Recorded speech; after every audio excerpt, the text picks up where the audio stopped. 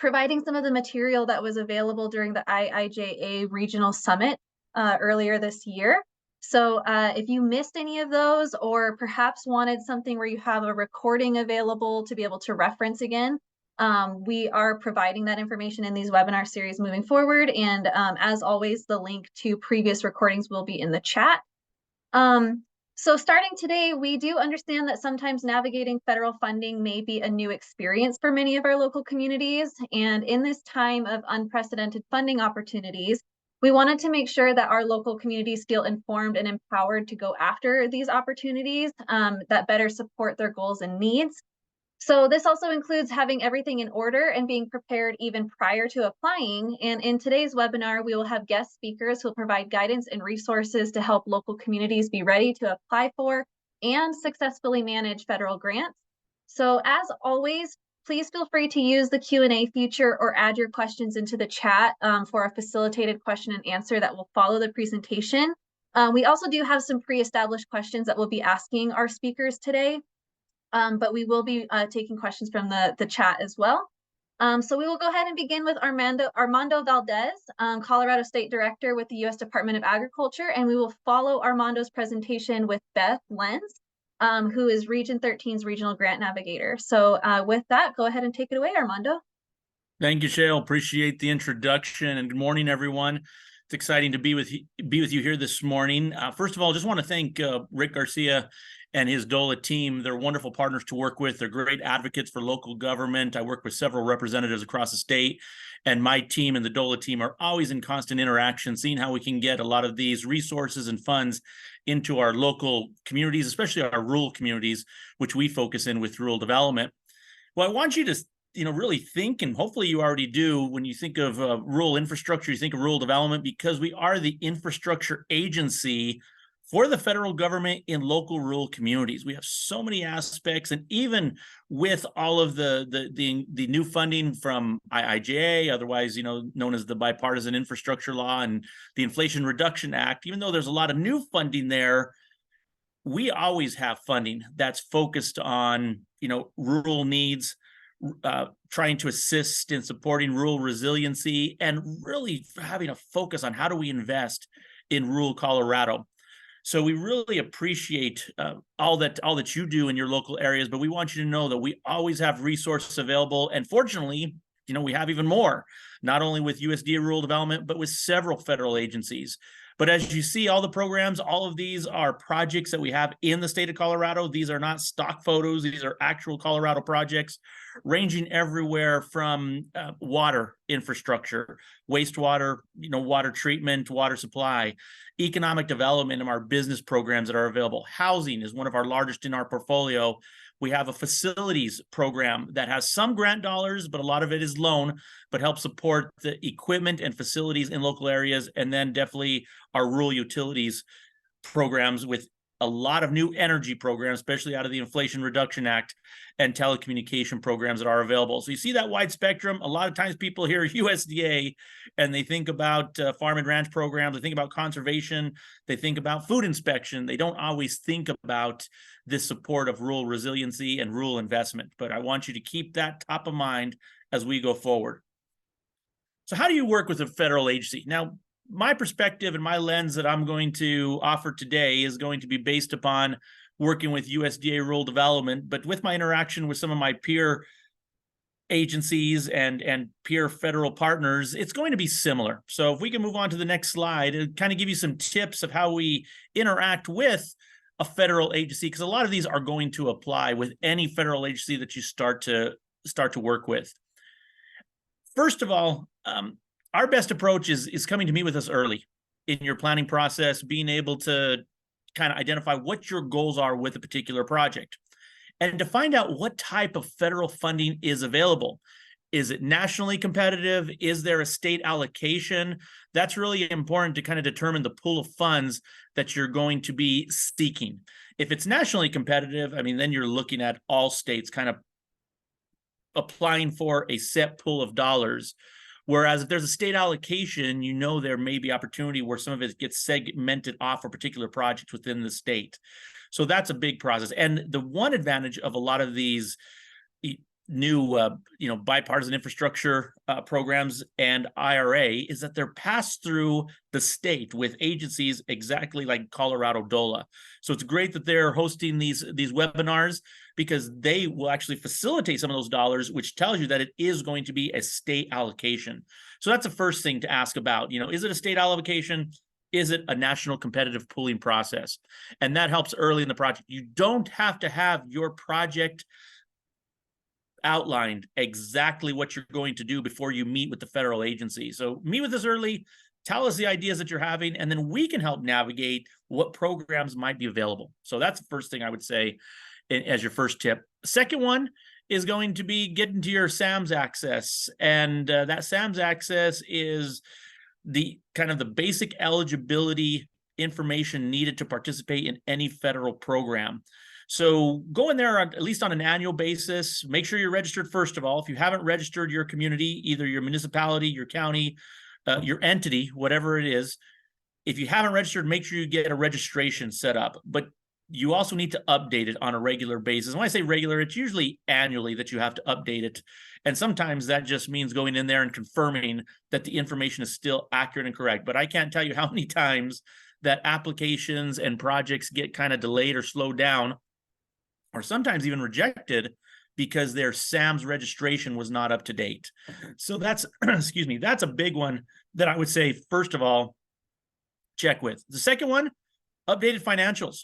A lot of agencies are going to ask about your financials, because a lot of times they're looking to direct these projects to entities, municipalities, counties that have the most need. And so you want to have those updated financials. They don't necessarily have to be audited. Sometimes they request audited, but whatever financials you have prepared, make sure they're up to date and provided to the agency. We talk about looking at projects and seeking funding. Well, a lot of times people are seeking funding and then finding a project need. I would actually encourage you to have it the other way around. What are your project needs? What are your community needs? What are your entities' needs? And then find the best funding program that supports that project need. It'll come across as a much better application, because you're not trying to force fit something to a program. You're trying to navigate these programs that best fit your project need. And again, the federal agency, including USDA Rural Development, can help navigate to what meets that best project need. We definitely support all partnerships. We'd like to stack capital. We'd like to work with several different agencies to find the most dollars we can, the most grant dollars we can to support a project. And then USDA Rural Development is very unique, that we also support sometimes with some grant dollars, but a lot of times we have local lending that's direct lending, and direct lending means that's below market rate. So anytime you hear direct loan program, that's a key area to know that those are below market rate program. Now, again, those are also for the entities that may not qualify for traditional lending or be able to go out into a bond market and be able to get some tax-free bonds that are available. Our funding and loan aspects on the direct side help those communities at a below market rate. Very good programs. For example, on our water programs, we have a poverty level, an intermediate level, and our market level. Our poverty level is like 2.75% right now. And so it's really, when we talk about below market, they are below market rates. Our facilities, community facilities area, a little bit higher. I think that's about 3.75 right now.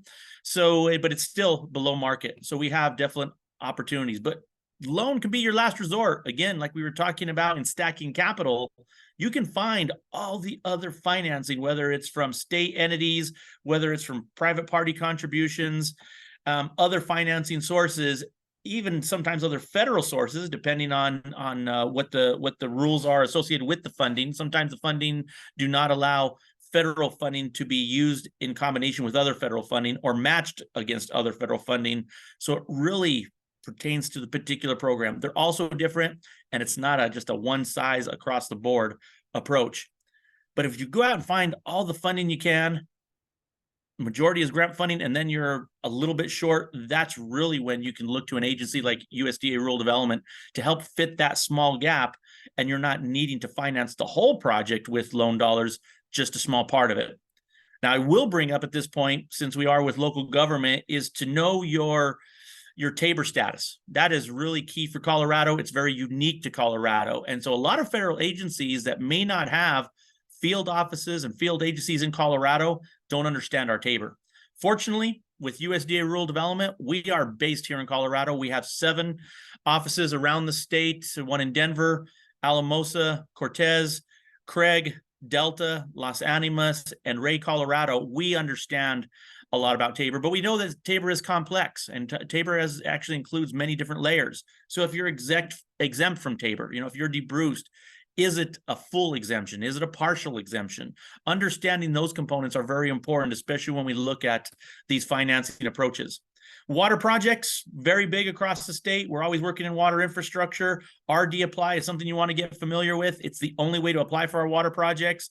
And so I would encourage you just to go into RD Apply, and I should have put the link, but I'll put it in the chat, that gets yourself familiar with how the platform works, or how the portal is available, because that's needed for all water projects. We talk about the loan grant combinations for projects being viable, because sometimes we have limited grants available in, for example, our community facilities area. Our grants are usually limited to about $50,000, $60,000 because we get a very small state allocation.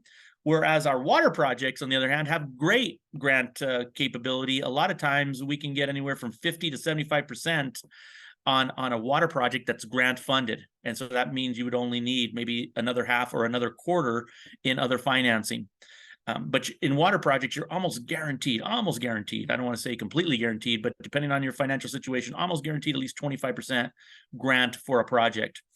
And then finally, engage technical experts, consultants that are available. The big ones that you're always going to hit with federal projects are going to be the engineering and architects, especially for capital asset projects.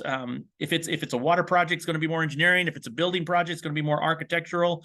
So you might want to look to see who's available to assist in that. And then something that will be needed for all federal programs is environmental analysis. NEPA is big across all federal agencies, and we kind of have 3 categories: a full environmental report, a category exclusion with report. Category exclusion means there's going to be, maybe not as much disturbance, ground disturbance. And then we have a category exclusion no report. That's kind of the easiest way to get through. A lot of times that's for like equipment, and you're not going to be disturbing ground at all. So get yourself a little familiar with NEPA, and definitely have an environmental consultant. You don't have to be proficient all the way across NEPA, because there's people that probably spend a lifetime that aren't completely proficient in it. So think about those experts that can assist in the process. And then finally, if we can move to the next slide. Thank you.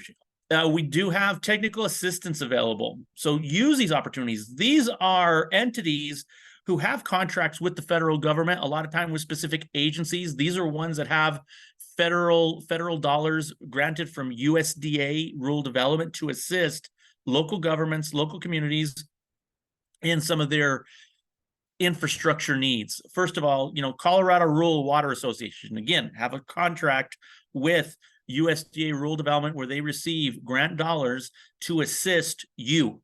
So reach out to them. They can help you with operational aspects, financial aspects, managerial aspects, especially for smaller communities who don't have capacity. Definitely use these technical assistance providers. Training available, emergency assistance that's talked about or highlighted there. They can really assist in situations. I often say that another state agency, Colorado Department of Public Health and Environment, are one of our best promoters and drivers for business, because as soon as they put a compliance order on a local government, then they usually come and see us. So that usually comes up in an emergency situation. A lot of times these technical providers can help guide and navigate to particular sources of funds. RCAC is an additional provider. They do a lot with, again, water and environmental projects that are available. RCAC will also help a lot with our housing areas. So if you have any questions on housing, you can reach out to RCAC, but they can provide, again, as I talked about, board training. And I knew I had put the link in for RD Apply someplace. You'll see right there. They help review applications that can go into RD Apply. So definitely reach out to them. They have specific technical assistance for tribal entities that participate in our community facilities programs. So if you know of tribal entities that are in need of technical assistance, we can direct them there. And then for our housing areas, they oversee a lot of our housing packagers and review those files before they come to our single family housing program. Because working around the state, definitely know that housing is one of the key needs, even though we don't see it maybe as infrastructure directly. It supports that underlying foundation of infrastructure for an entire community. So those are some opportunities to look at. One final point I'll make is when you do meet with the federal agency, put all of your sources of funding, all your ideas for sources of funding out there on the table. A lot of times I talk to communities and they think if they hold something back, that they're going to get a better deal, because if they show that they're getting funding elsewhere, that maybe they won't get as much. That's usually not the way it works. If there's any grant options that are associated with any of these programs, anything that comes in later that wasn't disclosed up front gets offset with the grant you were going to receive from the federal agency. So keep that in mind. Hope that helps. One final thing is I'm going to drop in the chat is a link that is a program matrix to all of our programs. We do have over 70, so just USDA rural development can be hard to navigate with all those programs, but I highly encourage you to contact any of our offices, contact me directly. We will find a way to help you navigate this complexity sometimes of all these USDA rural development programs. We are here to help. We are a resource for your community. So thank you very much for the opportunity to be here today. Hi, I'm Beth Lenz. I'm the Regional Grant Navigator for Region 13, which covers Lake, Chaffee, and Fremont and Custer counties in the middle of the state. Wanted to just do a brief overview of what the Grant Navigator program is. It was created by legislation, and it is run through the governor's office. They've allocated funding for 14 regional grant navigators. A lot of them are on the call today. Navigators work within the Council of Governments system. I work with the Upper Arkansas Area Council of Governments. My role is to develop an understanding of IIJA, IRA, and BIL funds, and then assist local governments. And that can include municipalities, counties, and special districts, and understanding and applying for those funds. To go back to what Armando said, we can even help with some of those logistics with eligibility and helping to develop funding strategies, looking at all different types of funding. So the services that we can provide range, and it really depends on the region. We look to local governments to help us figure out what services we can best provide.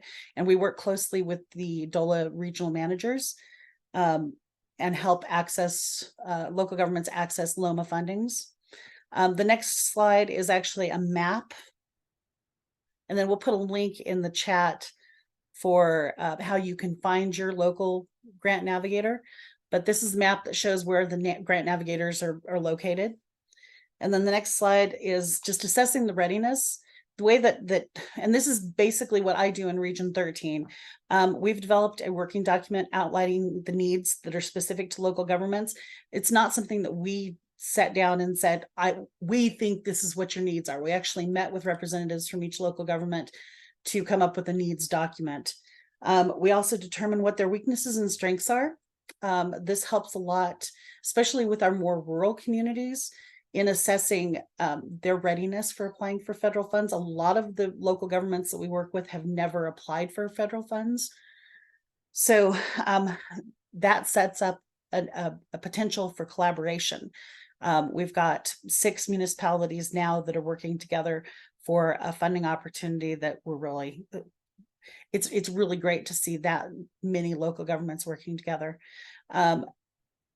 One of the most important things is providing the level of support that's needed by the local governments.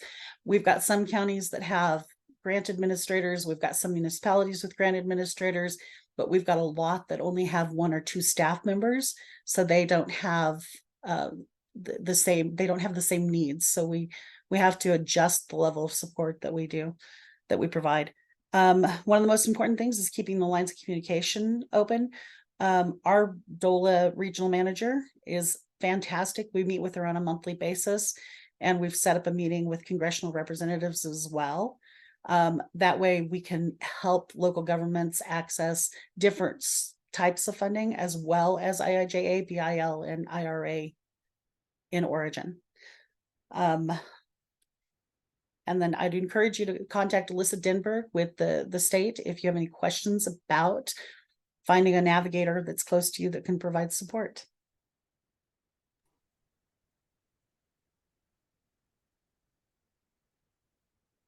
Armando and Beth, thank you very much for those excellent updates.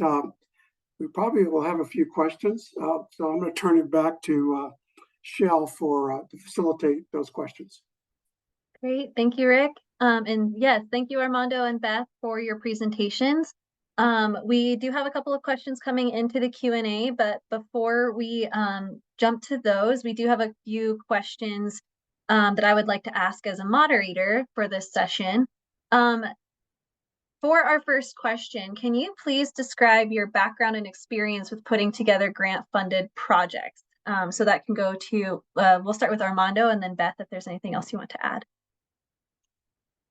Thanks, Shell. You know, I did have a lot of experience working in different areas. Prior to coming into this role, a lot of the grant-funded projects were more so in a higher education system, as well as working within economic development. Now, over the past 2 years, gaining experience working in housing and infrastructure, I see what works best is a lot of that experience of bringing these grant funded together is how do you find the coordination between the stack? And that coordination between the stack, I think, is really important to understand, you know, these monies that are being utilized or these funds that are being utilized all have program parameters, and understanding the needs of the program parameters and how those connect together. So I guess to answer the question a little bit, my experience with it is really understanding how those programs align and getting the funding to work together and ensuring that they're not clashing in any particular way.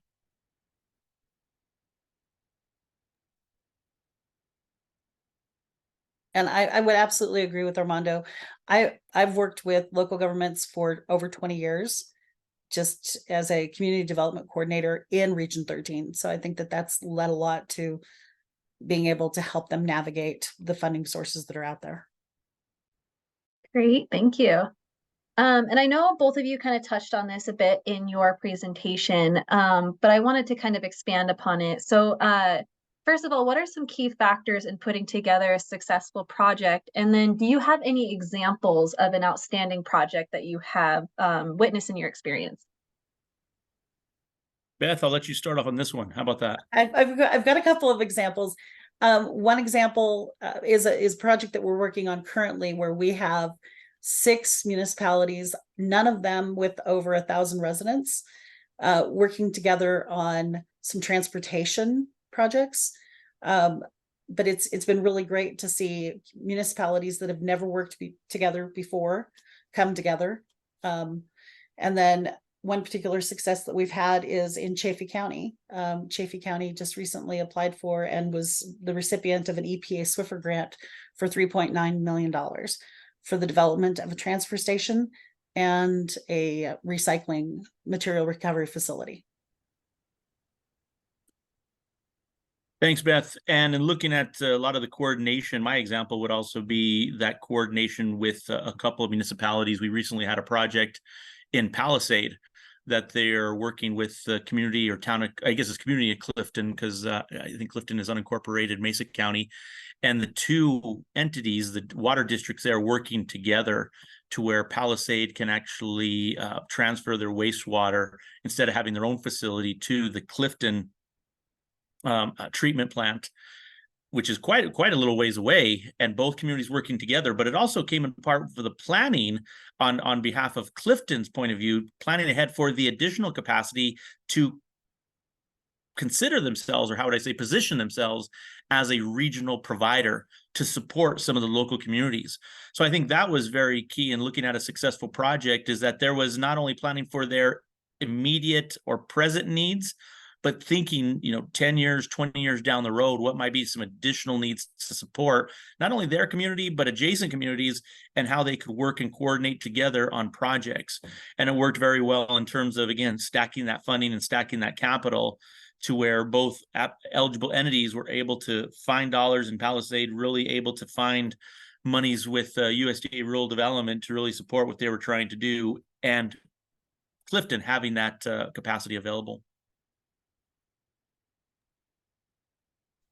Great, thank you both. Those are very helpful and thoughtful responses.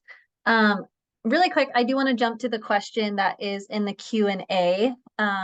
and then we will ask a question about barriers to local governments.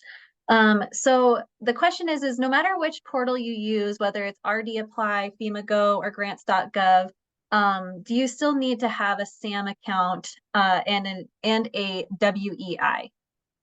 So great question. I saw that in the Q&A, and that's, I think, the challenge with sometimes working with federal programs is there's all these levels of complexity. What's needed, what's not needed, what works for one agency, what doesn't work for another.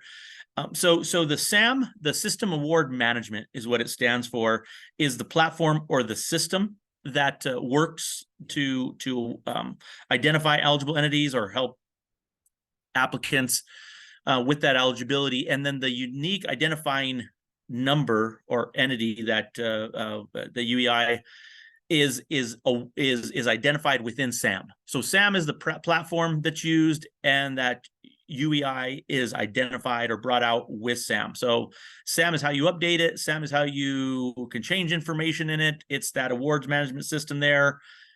So the SAM and the UEI are what work together in that unique entity ID. So that's so I guess they're one and the same. And as far as I know, because of the federal award system, I believe they all use SAM in all the portals. So grants.gov for sure does. RD Apply does as well.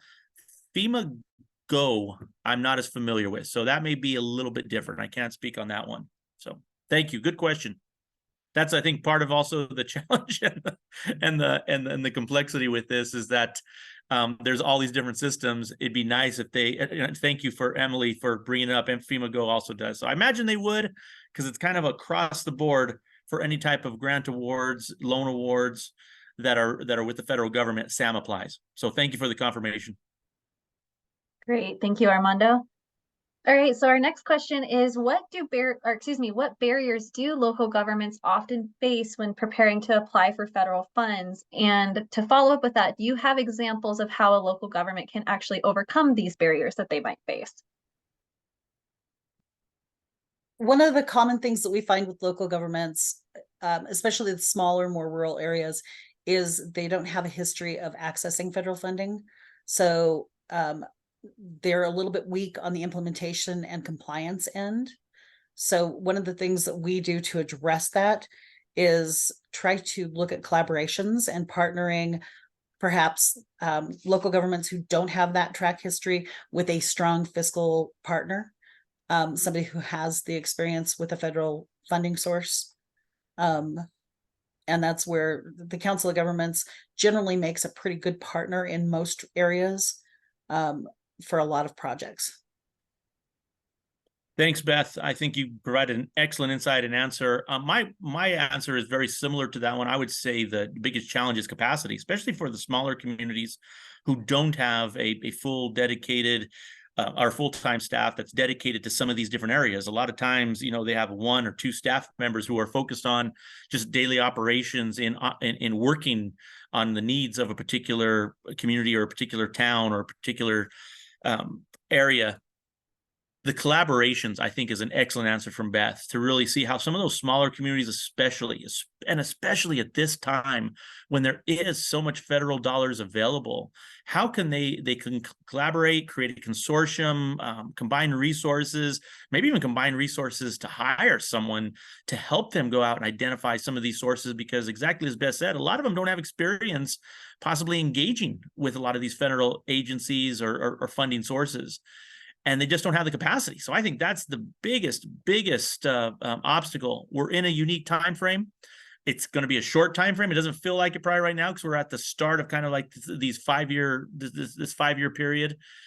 We need to start looking at these dollars now. And so I think as local communities can work together, find, federal agencies love to fund regional collaborative approaches. Now, not every community has a regional or collaborative need, but if you can have a regional collaborative, maybe support system to support each of the communities, that could help. But I think capacity is probably one of the biggest challenges that these smaller communities face.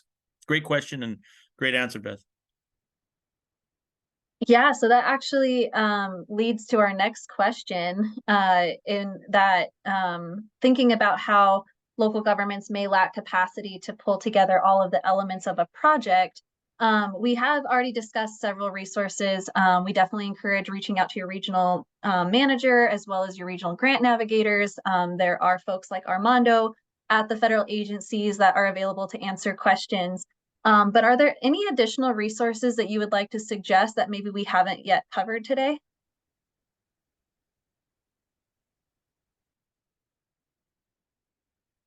Very good question. I would say, look at to some of these. There's a lot of private entities as well as, I guess, quasi private entities like CHAFA who are out there that provide resource guides. They provide some of this navigation. They are constantly working in this space to review different federal funding or funding sources that are available. Maybe not just federal, maybe state funding as well. Look to the Council of Governments, the local COGs that are available. They're often doing a lot of this work, and so maybe it might not have to be replicated if you're working with a COG. Sometimes those Council of Governments, I heard CML referenced earlier, CCI referenced earlier. Great advocacy organizations probably have individuals who are also looking at this. Definitely leverage those and use those. If you don't have a membership, go out and reach out and get a membership. Although I believe both of those may have automatic membership based upon your status. Utilize those entities that are out there. So I think that's a key part to looking at these resources that are available. And then on the federal side, there's going to be a lot of notices put up, the NOFAs and everything that are available. Make sure you're getting on those distribution lists that are available. And so, Beth, I'll turn it over to you. And I absolutely agree with your suggestions, Armando. We also need to look at a lot of the federal agencies like USDA have got technical assistance built into a lot of their programs. So if you're looking at a funding opportunity, absolutely look at the funding source to see if they've got any technical assistance. Oh, and I see that Colleen from Region 10 has got some information. Yeah, thank you, Beth. Jemmy, can you unmute Colleen so that she can provide a couple of additional comments? It may have happened. Oh, there we go. Perfect. So thanks. I'm going to tag on to Beth because we're on the opposite sides of Monarch Pass and we spend a lot of time kibitzing about this stuff.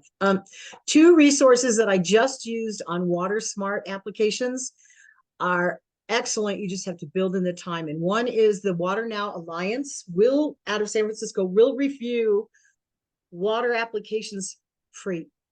And so we sent our Water Smart applications to the BOR to them. And if you give them some time, they come back with some great information. So it's waternow.org.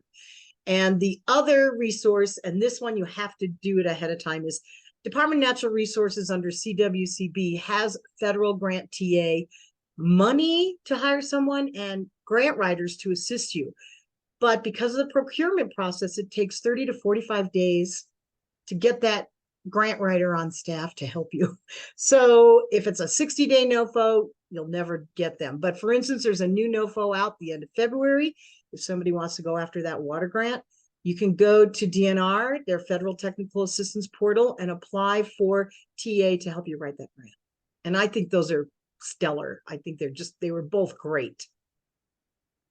Except for the timeline on DNR. So. Great resources, Colleen. I think that's great. Sure, thanks. Great. Thank you so much for those. That's so helpful. And we'll make sure to have all these resources in our notes that we'll be sending out after. And as we mentioned earlier, these calls are recorded and available on our website. So just kind of hopping back really quickly, we did have a question related more to barriers that local governments might face. Maybe this question's for Armando, but do you have any perspective as to why each agency is using individual portals? Yeah, I think it is probably a question that we ask ourselves within the federal government sometimes, and I think everyone's working within their space and they look at their needs associated with each application, because even within rural development, as you saw, we have RD Apply. In some cases, our housing have a different system that are used in. And a part of it, I think they build a system and portal for a particular need of an application because it's not a one-size-fits-all for all of these different funding sources. I wish they could become more aligned. They kind of have that with grants.gov to find out the funding source available, but then grants.gov is going to direct you to each one of those portals to apply. So it's a tough situation. I understand to have a different navigation portal for every different program that you're working through.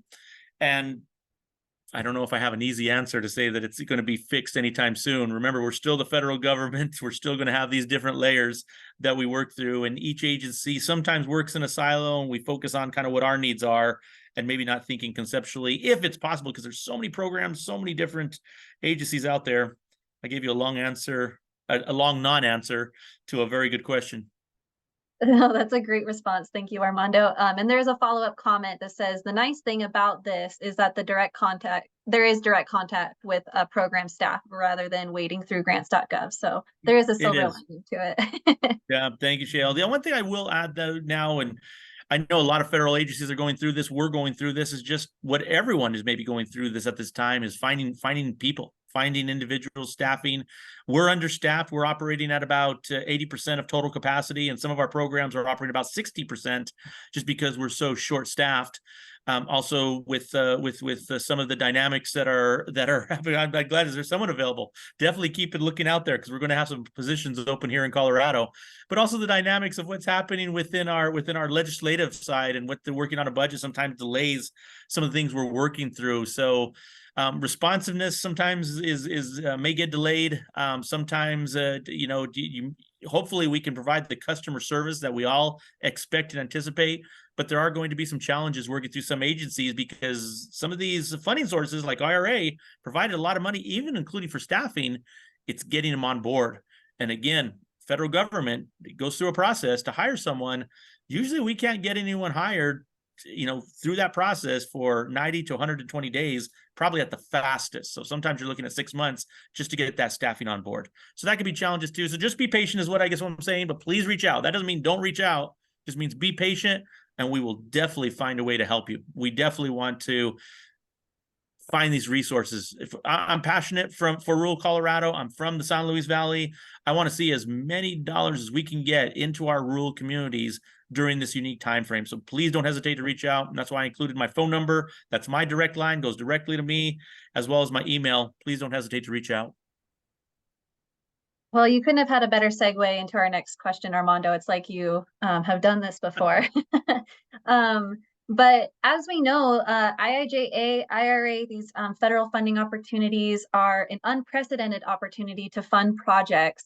And we have already mentioned things like, identifying ways to collaborate with your region, or we have the LOMA, the local match program, to help with the match for federal grants. But how else can communities take advantage of this unprecedented opportunity? Be proactive. I'm going to say from the very beginning, all of you that are participating in this webinar today already have the demonstration that you're trying to create not just your awareness, but your active engagement and thinking about how to use this funding. I really want to highlight what state of Colorado, especially DOLA, are doing on the proactive nature on positioning local governments to be able to access this funding. Adding these grant navigators such as Beth into the process is only going to enhance and assist the process.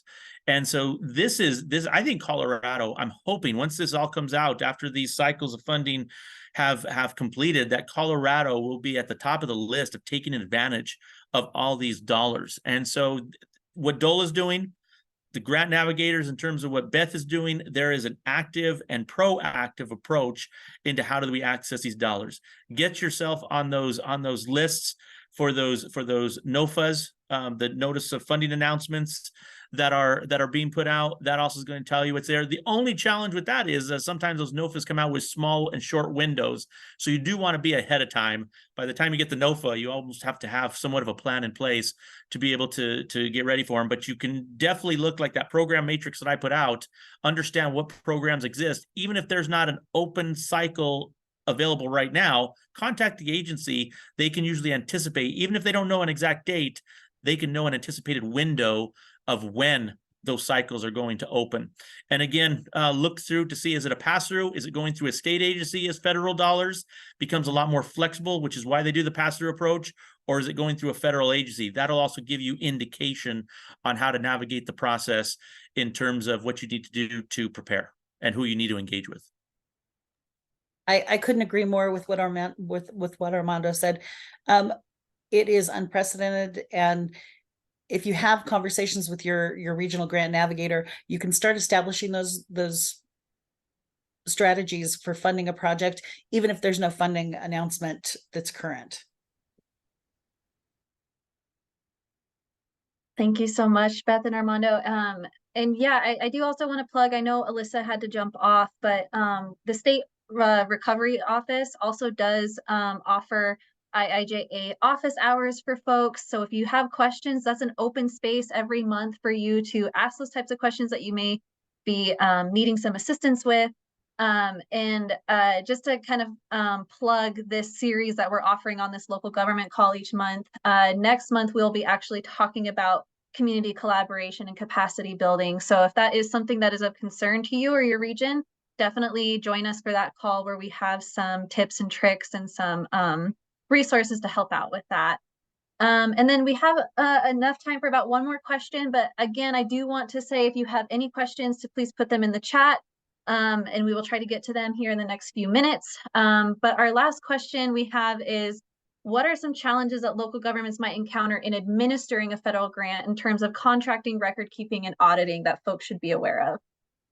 Yeah, that's a great question, because there is a lot of it. A lot of times people think about, going out and getting the funding, but they don't think about everything that's involved in it. So there's kind of, I guess, maybe three phases we look at. There's that pre-development process when you're looking at putting a project together. The second phase is kind of going out and securing that funding that's available. In the third phase, we'll get into kind of that post-award and the construction phase. So definitely there is servicing that goes along with all of these awards that a federal agency will need. Usually that means annual financials that are updated, progress updates that are there. And that's post-award will include a construction phase too. So maybe I need to split that last phase into two parts. There's the construction component that you're going to work with the federal agency on the progress of how those funds are being spent. Sometimes there have to be draws that come from that federal agency. So maintaining that communication and highlighting and updating when those draws are needed and planning those draws appropriately. And then once the construction is completed, that's when that servicing comes in, as I referenced before, being able to see how the project is being utilized, updated financials that go along with it, and some communication requests from a federal agency. So federal funding does come with some strings, as you may well know, that goes along with it. And so that's a great question, because there are components that you want to be prepared for the management post-award as well. A lot of times people are thinking about the preparation before they get the award and what they need to do to work on that, but it's also that post-award that's also very important when you work with the federal agency. So ask the federal agency, what are those post-award servicing requirements or reporting requirements that may be a part of any award that you're seeking? That's also another opportunity for smaller municipalities, more rural areas, to partner with their county or larger municipalities who have that experience, especially if you're looking at rural communities that only have 1 or 2 staff members.